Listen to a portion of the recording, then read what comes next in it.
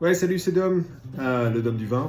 J'ai fêté mon anniversaire, mes 50 ans, il y a quelques jours, et j'ai reçu un superbe cadeau qui est le nez du vin. Voilà. Et certaines personnes m'ont demandé, puisqu'apparemment elles n'étaient pas familières avec le nez du vin, m'ont demandé de faire une petite vidéo. Alors, j'ai pas l'habitude de faire ce genre de vidéo d'habitude, mais là je vais le faire pour vous, histoire de vous expliquer un petit peu ce que j'ai reçu et ce qui se trouve dans le nez du vin.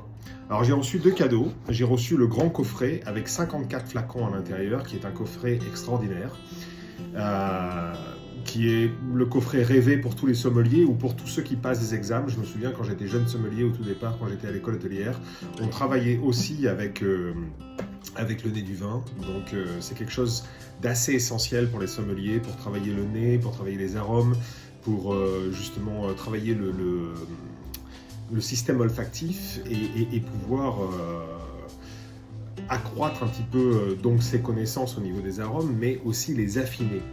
Voilà, donc je fais cette petite vidéo, je vais essayer de la faire relativement courte, parce que comme beaucoup le savent, je parle énormément. Donc je vais essayer de la faire courte, voilà, et de vous montrer ce qu'il y a un petit peu à l'intérieur, puisqu'il y a certaines personnes, comme je disais, qui ne sont pas familiers avec le nez du vin, ou qui savent ce que c'est, mais qui n'ont jamais réellement vu à l'intérieur. Donc je vais mettre mes lunettes parce que je n'y vois rien, voilà, 50 ans, on n'y voit plus rien. Voilà, je vois bien maintenant. Donc voilà, donc j'ai eu deux cadeaux. Donc le premier cadeau, c'est le nez du vin, les défauts dans le nez du vin. Donc celui-ci ne comprend que 12 flacons, et dans ces 12 flacons, en fait, il y a la plupart des défauts. Donc quand on ouvre la boîte, voilà, on se retrouve avec un petit, avec un petit manuel, voilà, avec la plupart des défauts qu'il y a dans le vin. Je ne sais pas si on voit bien puisque je suis donc à l'envers, donc je sais pas, j'espère que ça filme de la bonne façon.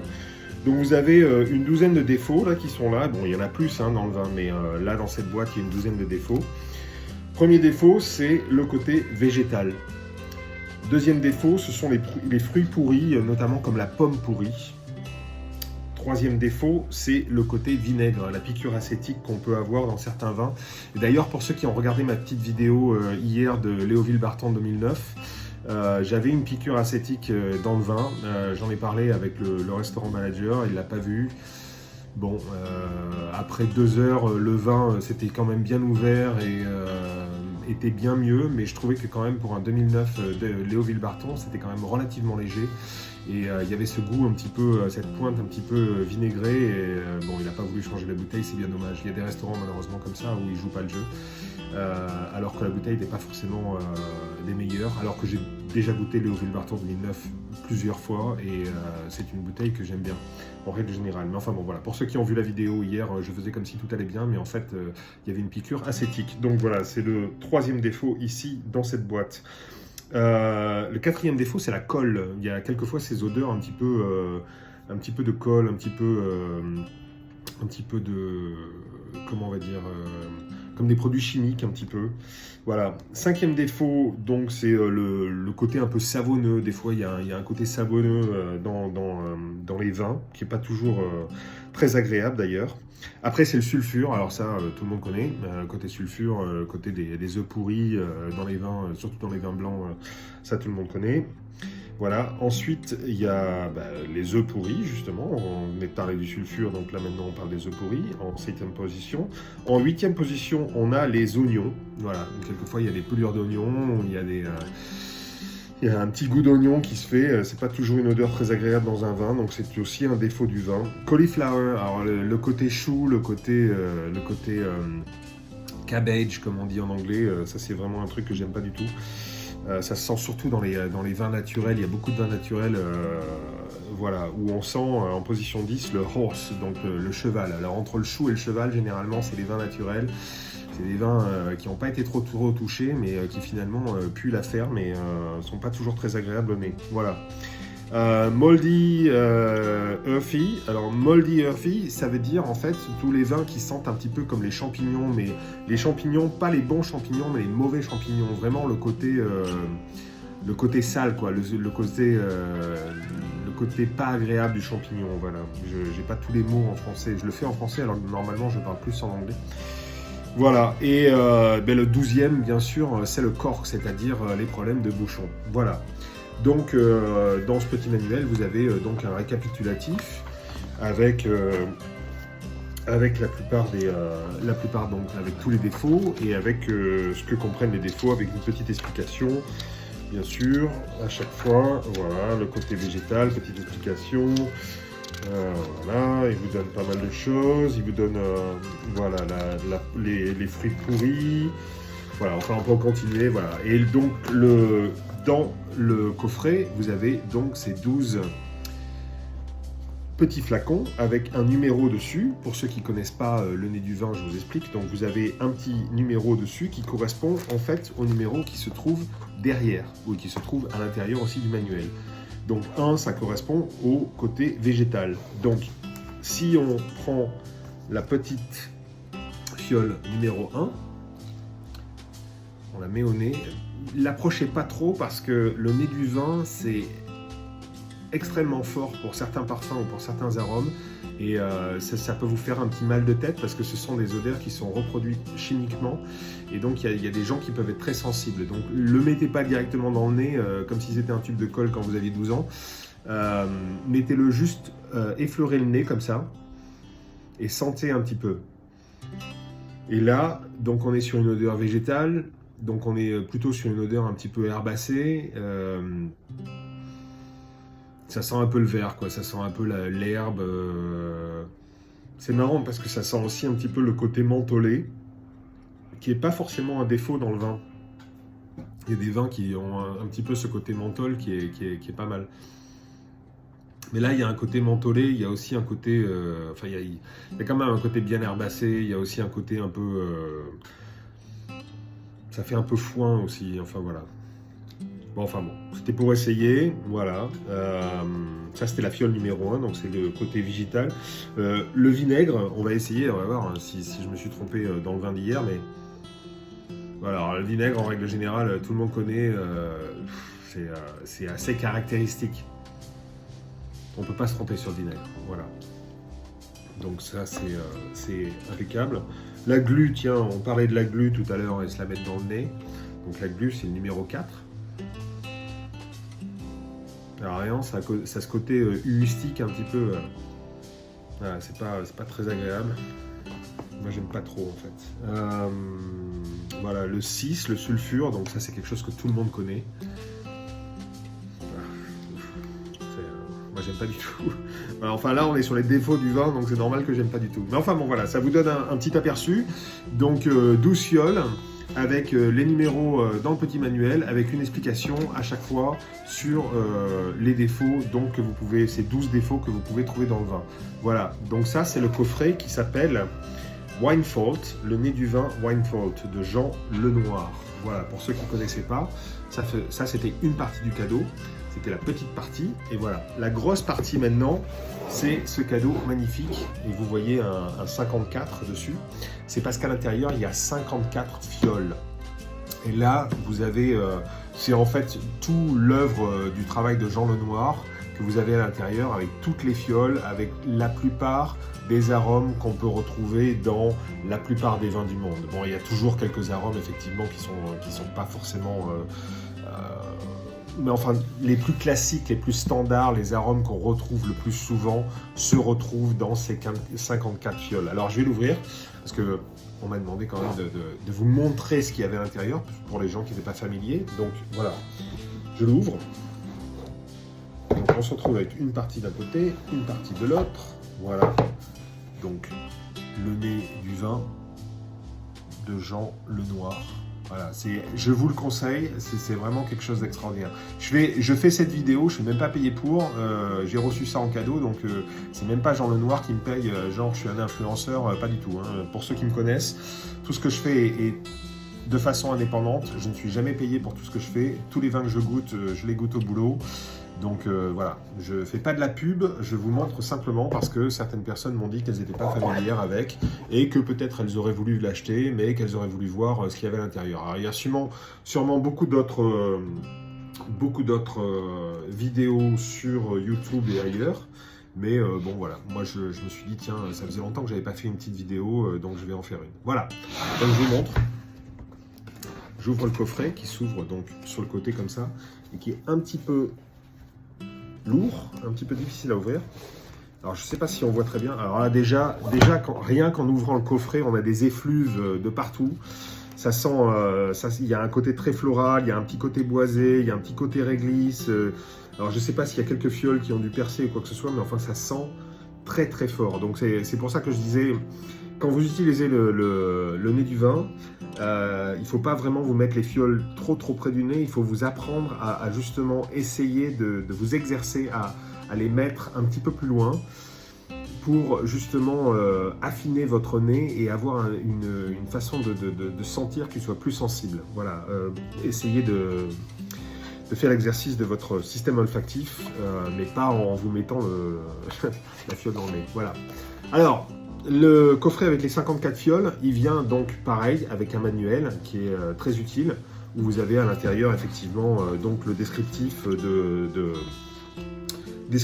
toutes les fioles, avec pas mal d'explications, avec à quoi ça correspond, le côté végétal, le côté empirique, les épices, le côté animal, le côté fruité, empyromatique, voilà, enfin il y a le côté du le bois, voilà, il y a tout à l'intérieur. Je peux pas tout vous décrire non plus dans une seule vidéo. Si vraiment un jour vous avez envie que je fasse une vidéo très longue où je vous explique tout, je vous expliquerai tout. Mais là c'est simplement pour vous montrer un petit peu. Voilà, donc vous avez aussi des explications qui sont intéressantes avec comment marche le système olfactif. Et donc voilà, au niveau du nez, au niveau de la rétro-olfaction aussi. Ce qui est intéressant, comment marchent en fait les arômes qui sont perçus par le nez et comment marchent en fait ce qu'on appelle les flavors qui sont en fait ressentis en rétro-olfaction par l'intérieur de la bouche. Voilà. Donc c'est beaucoup de choses, je vais pas rentrer dans la technique parce que je pense qu'il y a pas mal de sommeliers et pas mal de gens dans le vin qui vont regarder cette vidéo, donc je vais pas vous faire chier avec ça. Pour parler poliment, voilà. Donc là, il vous donne des notes de dégustation, comment déguster, voilà, c'est super intéressant. Moi, j'aime beaucoup. C'est un cadeau magnifique qui m'a été fait et je remercie la personne qui me l'a fait. Elle se reconnaîtra. Voilà, c'est un cadeau. J'en rêvais quand j'étais sommelier parce qu'on travaillait avec et comme je dis, j'ai jamais pu. J'aurais pu me le payer à un moment ou à un autre, mais je l'ai jamais fait. J'avais d'autres priorités. Et en fait, le fait de recevoir en cadeau, ben, ça lui donne une importance encore plus intéressante. Donc là, ce qui est intéressant, c'est qu'on se base sur les 11 régions les plus connues en France. Donc vous avez donc le Bordelais, bon, la Bourgogne bien sûr, l'Alsace, la Champagne, la Vallée de Loire, Languedoc-Roussillon, la Vallée du Rhône, le Nord, le Sud. Voilà, on se base sur les régions principales. Voilà, et donc bon, vous avez des photos aussi, c'est intéressant, avec les différents cailloux, les différents arômes, voilà, moi j'aime bien. Voilà, ça vous montre un petit peu le côté earthy, le côté minéral aussi. Voilà, et après vous avez plein d'explications, donc ça c'est super intéressant. Voilà, donc pour ceux qui ne connaissaient pas le nez du vin, qui ne savaient pas comment ça se présente, un petit manuel à l'intérieur avec l'explication sur les 54 fioles qu'il y a à l'intérieur, avec un petit numéro comme sur l'autre, un petit numéro sur chaque fiole. Voilà, je vous montre, donc numéro 1, voilà. Et je ne vais pas toutes les faire parce que je vais écourter un petit peu cette vidéo, je vais la faire... voilà, et pour vous entraîner, ce qui est intéressant, c'est que vous avez aussi des cartes. Voilà, il y a un petit jeu de cartes avec pas des questions-réponses, mais voilà, où c'est que ça peut se trouver, dans quelle région, quelles sont les régions les plus propices pour ce genre de choses. Là, par exemple, on a la fraise. Alors là, ils disent, par exemple, bon c'est en anglais donc je vais le traduire vite fait, mais ils disent qu'il y a 2 types de notes de fraises en fait. Il y en a une qui est la fraise fraîche, qui vient juste d'être ramassée, et il y a la fraise qui est plus mûre, qui a un petit peu mûri et qui a donc été ramassée depuis déjà quelques jours. Où c'est qu'on trouve de la fraise? Dans les régions de France, on trouve de la fraise par exemple à Saint-Julien, où on trouve de la fraise aussi en Bourgogne, à Nuit-Saint-Georges, dans certains premiers crus, à Moret-Saint-Denis, au Clos de Tarte, Clos de Vougeot, Marsanais. Voilà, ce sont des appellations en Bourgogne où effectivement on peut trouver ces petites notes de fraises. Et dans les autres pays, il y a aussi des autres pays, on trouve aussi des notes de fraises dans le Barbaresco, donc avec cépage Nebbiolo, ou en Nouvelle-Zélande, dans les pinots noirs de Nouvelle-Zélande, on peut trouver aussi quelquefois ces notes de fraises. Voilà, donc c'est super intéressant, c'est les cartes, voilà, donc vous avez, je vous les montre, donc vous avez les cartes qui correspondent en fait au numéro qu'il y a sur les fioles. Donc là, numéro 1, vous le reconnaissez, c'est le citron, voilà. Numéro 2, on est sur du citron là aussi, mais c'est un citron qui est mûr. Donc on n'a pas du tout la même chose. Là, c'est un citron qui est frais. Là, c'est un citron qui est mûr. Mais en fait, c'est même pas un citron. Je suis en train de me tromper. Voilà, je dis des bêtises. Comme quoi, je ne le connais pas encore assez. Il va falloir que vraiment que j'explore. Donc là, c'est le citron. Et là, on dirait un citron qui est âgé, mais c'est pas un citron. En fait, ils ont voulu représenter un pamplemousse. Voilà, c'est un pamplemousse jaune. Pour ceux qui ont l'habitude des pamplemousses roses, ça c'est un pamplemousse jaune. Voilà, voilà donc numéro... voilà, après il y a des questions, voilà, il y a des... c'est par famille, vous avez une petite carte avec un récapitulatif en fait de tout ce qu'il y a dans les fioles, donc je ne sais pas si on voit bien. Voilà, j'essaye de vous montrer, ça n'a pas l'air de capter, bon c'est dommage. Enfin ça vous donne une idée, voilà, donc là en numéro 3 on a l'orange, l'ananas, la banane, litchi, melon, le raisin blanc, la pomme verte, la poire, ça c'est le coin, voilà, la fraise, enfin voilà. Je vais pas tout vous les faire non plus, mais voilà, ça vous donne un petit peu une référence sur tous les fruits qu'on peut trouver et sur toutes les notes qu'on peut trouver. Alors, il n'y a pas forcément que des fruits aussi. Si on va un petit peu plus loin, on se rend compte qu'il y a aussi des végétaux, il y a des fleurs.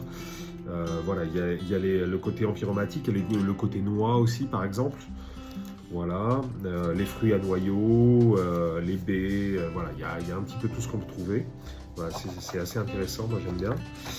Et il y a aussi la même chose, donc ça c'était surtout avec les blancs, et il y a aussi la même chose donc avec les rouges, toute la gamme des rouges. On continue, donc là, voilà, les côtés empyromatiques avec le côté fumé, le côté chocolat, le côté café, le côté caramel, le côté noisette, hazelnut, le côté l'amande, le côté toasté, voilà, le beurre, voilà, un petit peu tout ça, le cuir, le côté safran, le poivre, voilà, enfin il y en a plein partout. Voilà, c'était simplement pour vous donner une petite idée de ce que contient donc le nez du vin. Voilà, j'espère que ça incitera peut-être certains d'entre vous à l'acheter et ça incitera peut-être certains d'entre vous peut-être à vous remettre, à étudier le vin peut-être un petit peu plus précisément et à faire travailler un côté votre système olfactif. Aussi bien le système olfactif donc par le nez, le système olfactif rétro-olfactif par la bouche lorsque vous goûtez les vins, c'est très important.